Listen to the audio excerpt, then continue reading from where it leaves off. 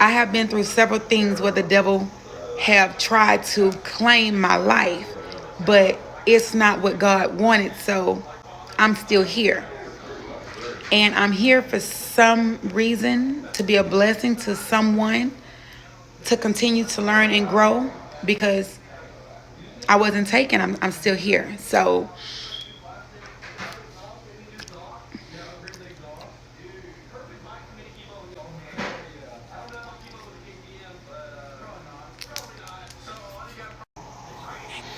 upon being in the car for about 35 minutes, the rain started coming down heavy.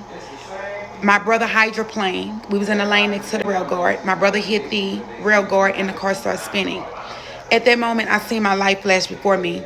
I seen everything that happened to me in reverse, all the way down to I was 4 years old when I was burnt in a tragic water accident inside of an apartment complex. The hot tub water was too hot. I seen that memory clear as day, as if I was four getting in that tub with that hot water. And I'm praying at that moment, like, God, let me make it. So as we're spinning, I was hoping that the other two lanes from the fast lane, that an 18 wheel, another car didn't come and collide as we were spinning across the freeway. Upon exiting the freeway, my brother hit the brick pillar on the exit, and that's when my back popped open, which caused me to have, upon exiting the freeway, he hit the brick pillar again. That's when my back popped open. I didn't know at that moment, because we were still spinning, what had happened at that particular moment. When it hit the second time is when I felt something, but I didn't know what it was.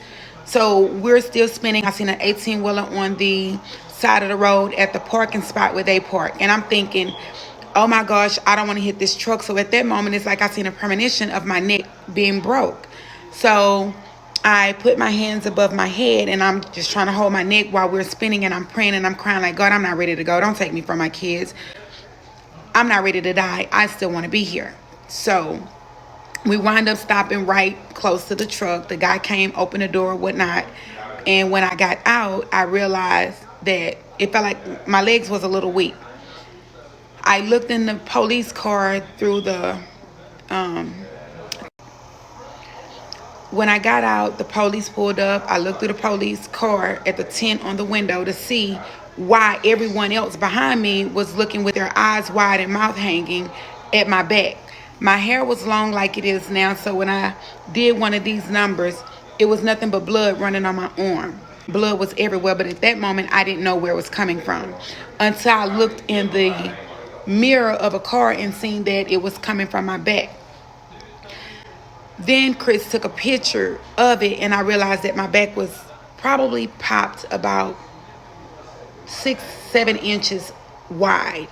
The whole back, straight across, was open wide.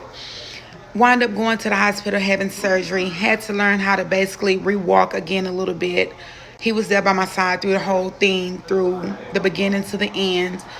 And once again, like I said, I'm glad to be here. I have been through several things. There has been many times that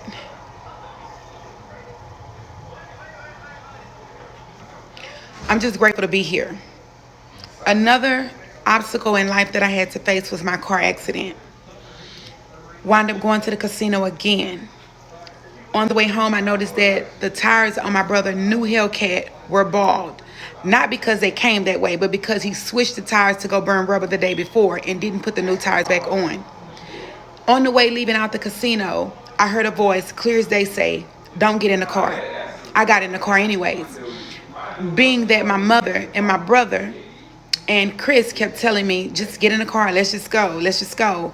You're being paranoid. And I'm like, no, if I get in the car, I may not make it out alive. I don't want to get in the car. And I kept stressing that, but they kept telling me that I was crazy, so I eventually got in the car.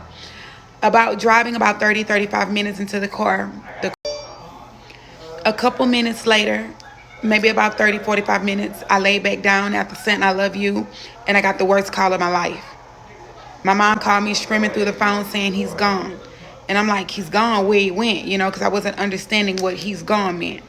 And then that's when she told me my brother was gone. And I'm like, it's impossible. Can't be. I just spoke to him about 35 minutes ago.